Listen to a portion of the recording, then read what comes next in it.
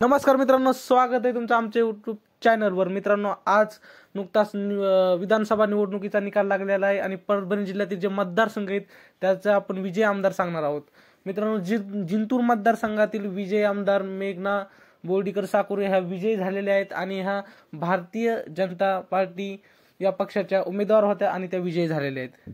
मित्रांनो, आता त्यानंतर बघूया पाथरी मतदारसंघातील विजयी आमदार हे राजेशदादा विटेकर हे विजयी आमदार झालेले आहेत आणि हे राष्ट्रवादी काँग्रेस पक्ष म्हणजे अजितदादा गट यांचे हे उमेदवार होते. आणि त्यानंतर परभणी मतदारसंघातील राहुल पाटील हे विजयी आमदार झालेले आहेत आणि ते शिवसेना उद्धव बाळासाहेब ठाकरे गटाचे हे उमेदवार होते आणि ते विजयी झालेले आहेत. त्यानंतर आहेत गंगाखेड मतदारसंघातील आमदार रत्नाकर घुटे हे विजयी आमदार झालेले आहेत.